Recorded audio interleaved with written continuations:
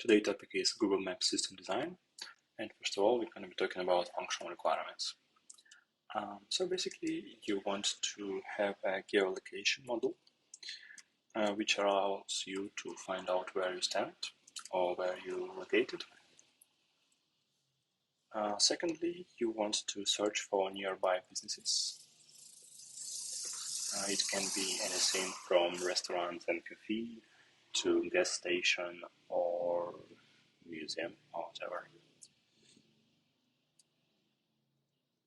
And thirdly, you would like to be able to go to place you found. So basically you want to have a route and you want it to be optimal, route calculation and basically optimization of this route, because you want to be at a place as fast as possible.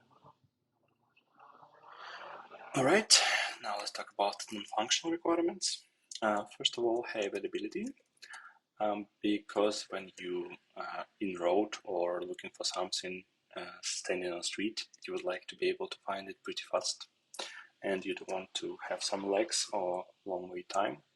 And about long wait, it's low latency, of course. We want to take as minimal time as possible to serve our users. And scalability, we are talking about Google Maps, so basically services used by billions of people, I guess, and so that's basically it. Now let's move on to foundational system design. Now let's talk about foundational system design. First of all, our users send some request to API Gateway, which stands as a gatekeeper and decides which request will be routed to which service. And we can also limit some requests to protect from overflow of them, like some attack or whatever. First of all, let's talk about geolocation service. This one will allow us to see ourselves relative to some other things around us. Basically, it renders ourselves a map. When you open Google Maps, you generally see yourself around you a lot of different objects. And you likely would want to zoom in or zoom out. And in order to serve you as fast as possible, we would like to keep different map resolutions in some storage. For these purposes, I would suggest object storage, because there is a lot of variations on map, or basically we have some whole world map, and there is like a lot of parts you can cut out from it, and the user, depending on the user, you would have like a lot of variations. So basically, this will allow us to minimize costs, because object storage is the cheapest way to store something, and to serve our users as fast as possible. Alright, now let's move on to search part. So you found yourself on a map, you relatively understand where you stand. Now you would like to find some restaurant or bar, or maybe some cinema. So you put in some words in text field, and you would like to render some stuff around you, which search model is going to be handling. Geolocation, search, and navigation model are going to be accessing the same database, because they want to understand relative location of objects, businesses, and yourself. Also, navigation would like to know where there is possibility to build passage, because it wants to calculate route and find the optimal one. It doesn't want you to stuck somewhere between buildings where there is no way to go through. So basically those three services very organically lays on our requirements, and in refinement we're going to be discussing them further. Alright, now let's move on to refinement. Let's refine our system design.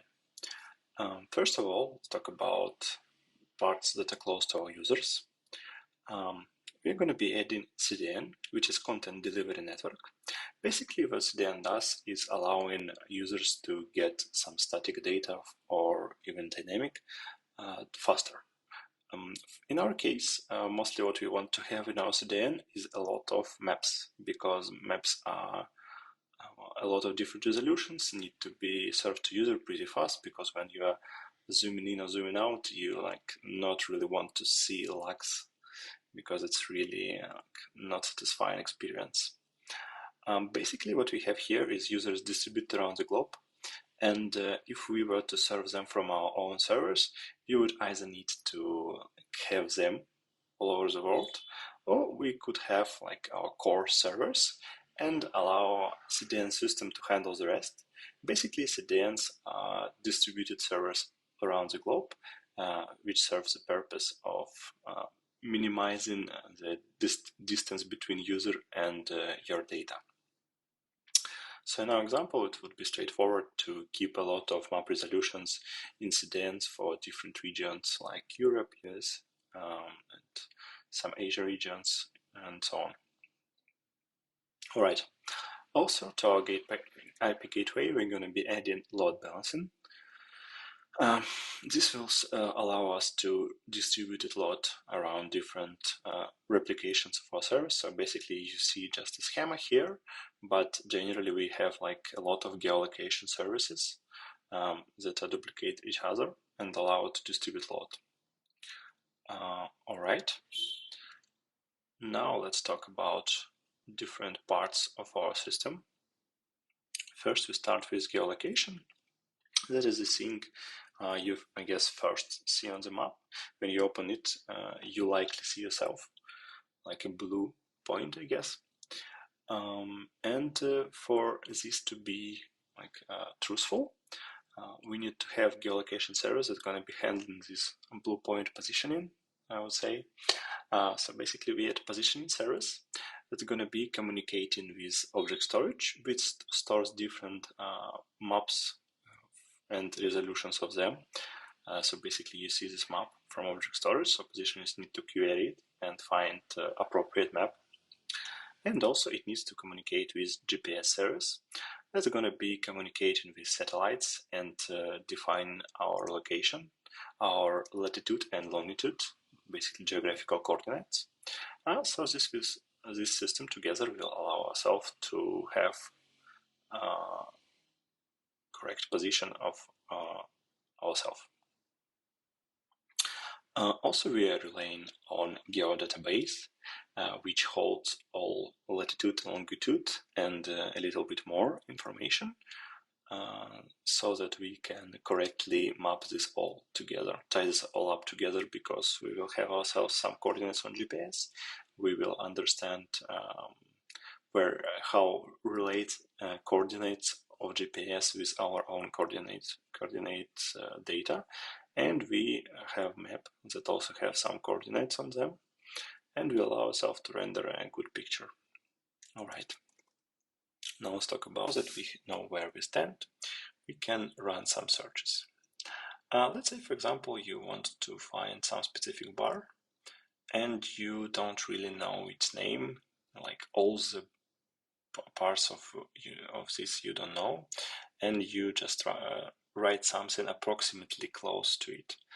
For this purpose, we have full text search.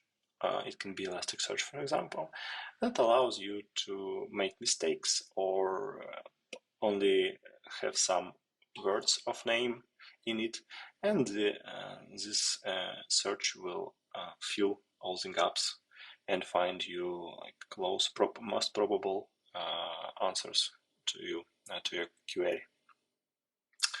All right.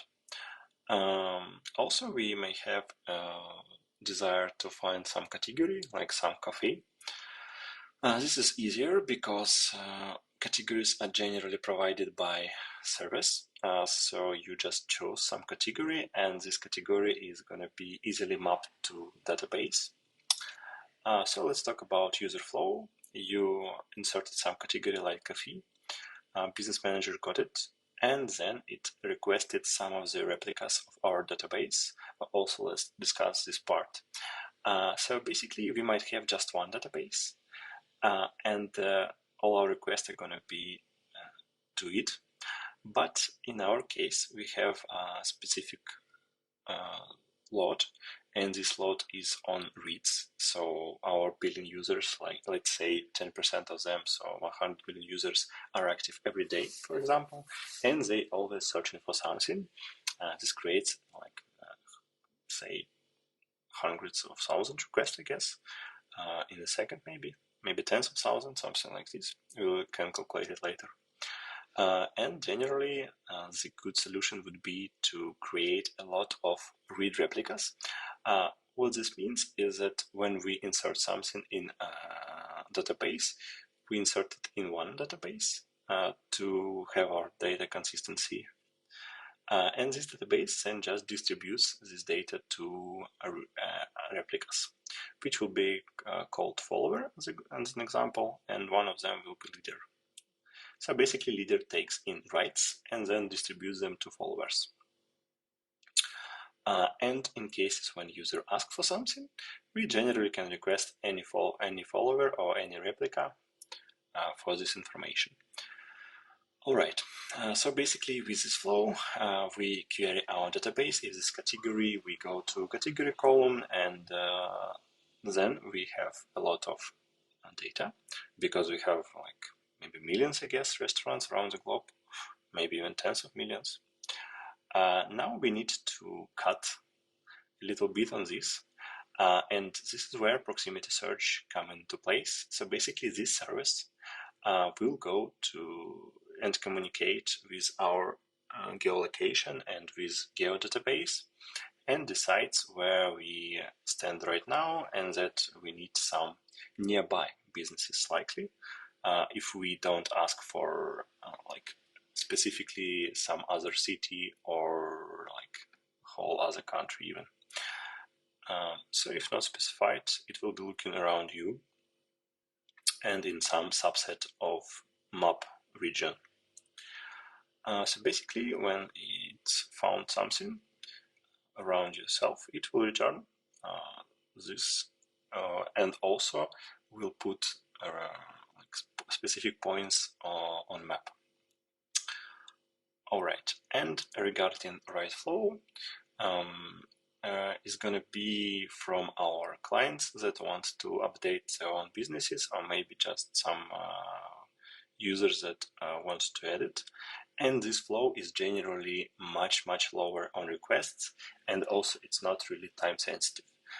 Because if you say opened a cafe and you edit a request to edit to Google Maps, you really not expect it to be edited in seconds. You can wait for hours or even days. And also for users, it's also not that time sensitive if some information changed. Not that many users will be affected. Like say, for example, it's really unfortunate that on some specific day, you wanted to go to a store which closed on this specific date, and we did not update information. Yeah, it's not a good experience, but generally we don't expect this happen often, and we of course don't expect it to happen on a big scale. All right, I guess that's it about search part. Now let's move on to navigation.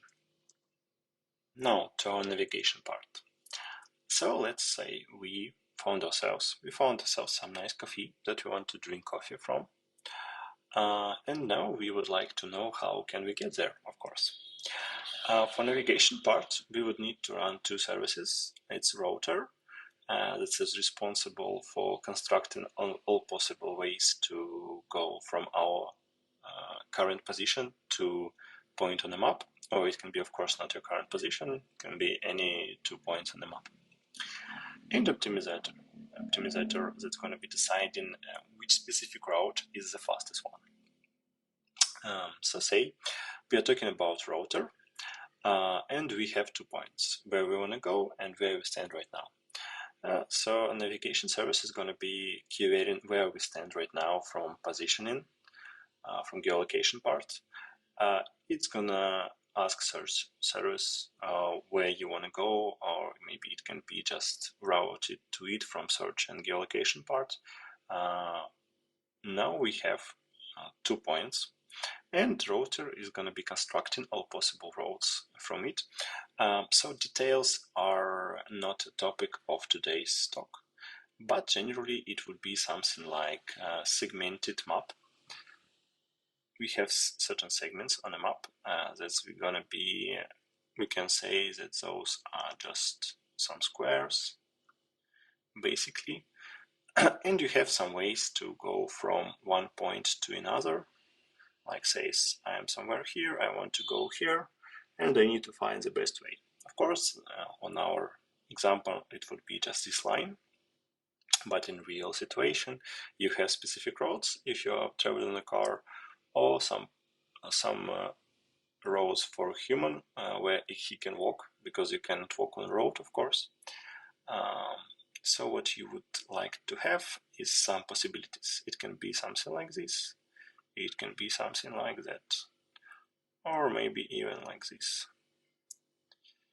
And so to construct such a variance, you would need to have information about like roads that exist, which we can have in our Geo database, of course, pre-computed and saved right here.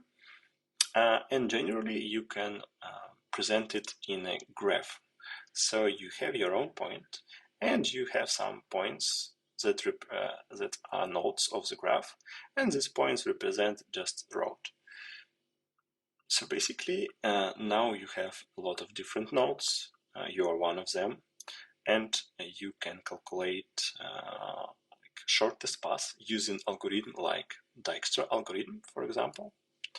Now I hope I'm not here using like a wrong word.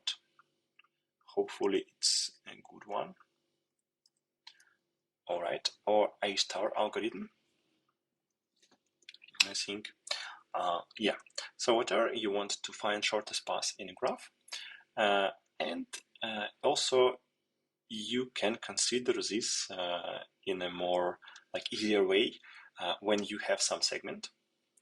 You can just find shortest path from this from yourself to border of this segment, to like this one, this border and this border. This will be this point and this point. And then from this border, you would like to find shortest path to this border. So basically, it allows you to look for short graphs, because if you have like this whole big graph, it creates a lot of variance that can be possible, and it's like really computationally intensive. So specific details, as I said, I cannot discuss them because it's like a lot of time and effort. So we will keep it at those, and I hope it will suffice for you. Or you can write in the comments what you want to discuss further, or maybe I can give you another video on this topic, or just some discussion to clarify this really interesting topic. All right, now let's move on to the next part. So as discussed, using some algorithm for shortest path search, you found some candidates, some promising candidates, and now you would like to optimize around them. What you want to consider basically is like now you have some information that allows you to know possible time, estimated time of arrival from your own place to this point, and also you can access historical routes that were used previously by different users, for example, or generally run in background. This will allow you to compare your current knowledge with historical routes and maybe do some adjustments if your algorithm is sophisticated enough to take this into consideration. Or you can generally just show user different possibilities, because maybe you use this feature when you can ask map to construct some route at some point of the day, at some time of the day, where you want to go to some place, and it will approximate. It likely will be pretty wide window, like say from 20 minutes to 1 hour, but generally it's something you can maybe rely on. And this of course comes from this historical routes database. All right, now let's move on to the next topic. Now let's dive into geo coordinates. So basically we can have in our geo database latitude and longitude for like every smallest square on Earth. Like it can be as small as just your fingertips if you are doing something highly scientific and specific, but generally for commercial usage you would want to have like some part where I guess a human can stand, something like this, some square of space, because it's generally what you want to, maximum what you want to have is some road from where you can walk from your current position to some building, for example. And for this resolution will be highly sufficient. All right. So basically, you store latitude and longitude, and everything seems to be going well. But when you want to search for something, like say, for example, we have this small point where we stand, and now we want to have some area around us. We need firstly to decide how much this area is going to be. So for this, you would need to say, take maybe +2 in first float number, I guess. So you could go from 38.8 to say 39, and same for longitude. You would need to do this, I guess, to have some square around you. And this query is kind of complicated in the sense that you would need to have 2 columns that you want to control for, that are going to be creating some segment in which you're going to be looking for some entities, some businesses. So smart guys developed a way to simplify this thing. And basically what they did is decided, how about we go and divide the whole world into segments. This will be 4 square segmentation. So basically, first of all, you strike a line, strike a vertical line, then you strike a horizontal line, and you now have 4 times less space to look for. You repeat this procedure for every square, creating another squares. So basically we have 4, and every 4 will get ourselves another 4. So it will be 16 new squares generated. And you repeat this process as long as you want to. Generally, it will be decided by number of businesses, as an example, or maybe some objects that you want to have in segment. So say, for example, you want to have 100 different objects. It can be businesses, or it can be some buildings, or whatever, in the square. For example, on the world map, you would be cutting until you get 100 objects. Let's say, I'm not sure that it's like 100 objects, but for argument's sake, let's say that there is nothing here, or maybe like 10 buildings, like on some of the islands, if there is any.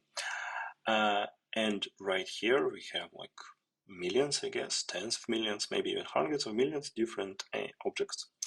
So we would need to divide it a lot of times to get to like smallest square where there will be 100 entities. Of course, for every part of the map, you would like to do this procedure. Now let's represent it in some way. Like say, for example, firstly, you divided it in 4 parts. You can assign binary numbers, which will be like, for example, say 0 right here. Sorry, my bad. It will be 0, 0. This will be 0, 1. This will be 1, 0, and this will be 1, 1. After you segment, you will also have another couple of numbers. So yeah, you understand that this square is 1, 1, 1. You add this to this square another 2 zeros, and this now 4 binary numbers. Set 1. Oops, my bad. This will be 1, 1, and this will be, I guess, 1, 0. Yep. Now basically what we have is a certain number standing behind every square we have. And as you can easily see, you can go from this number to bigger square. So basically this square is inside of this bigger square, which, as you might remember, have number 1, 1. And you can easily see, I'm sorry, my bad guys. All right, 1, 1. You can easily see that you can just omit two of these numbers, two last numbers, to get into a bigger square. This allows you to pretty easily search in bigger areas. So you have your number, and if you want to go one layer further, so basically have another 100 objects in your area, you just omit two of your last positions. If you want to have like another, you just omit another two last numbers, and so on.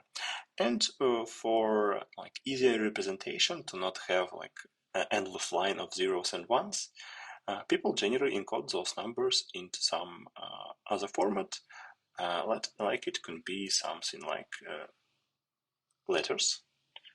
So basically, you just convert from binary format to base 64, as that will just change representation from some like a lot of binary, like a big binary number or long binary number, to some small string, because it has so many variations. And this method is called GeoHash. I guess that would be it. All right. So we have our GeoHash, which we're going to be storing in GeoDatabase. This will allow us to do more efficient search, because we are not going to be using two columns, but just one. And as I said, it's pretty easy to go into higher level square. So you're a small point on a map, and if you want to look in nearby area, you just drop the last symbol from GeoHash. That is your location, that represents your location, and now you have square around you. If it's not sufficient, like say there is not enough businesses around you, not 100, that's our target, then you just drop another symbol and you have bigger square. So generally this is how it will be working. Also, instead of GeoHash, you can use quad tree. Basically, it's another way to segment map. So you start with a world map, and it will be our first parent node, root of the tree. And from it, you yet again segment on 4 parts, like say, for example, running these lines. And now you have 4 nodes that each of them will be also segmented into 4 parts, and this process will repeat until you found segment, until one node represents segment with, let's say again, 100 businesses. Then it's terminal node or leaf, and so quad tree construction continues until you've achieved all nodes to be final. You found yourself in some number of leaves. All right. Also, other proprietary and not proprietary solutions are available. You can read about them online, and also you can study quad tree or GeoHash in depth. That would be, I guess, it on this part. Now let's review our requirements. So for functional requirements, we covered that we have geolocation service. We covered how we're going to be using GPS for positioning and also knowledge of our coordinates to put point on a map. We covered search for nearby businesses and route calculation and optimization, of course, for different models. High availability. As mentioned before, we're going to be having a lot of replicas for our different services. So geolocation will be presented with many replicas. It's pretty straightforward in the sense that every geolocation instance is independent from the other one, because users are not really intertwining. So this will allow us to have high availability. We have also replicas of our databases following leader-follower paradigm. On low latency, we have added CDN and load balancing, which will create new instances and serve users all around the globe faster. On scalability part, as mentioned above, we are pretty independent and can scale as much as we would like it. Also, we upped our efficiency by adding GeoHash into GeoData database, which pretty much simplifies search a lot. Alright, I think this wraps Google Maps system design. Thank you for watching, and please click subscribe and like buttons. Goodbye.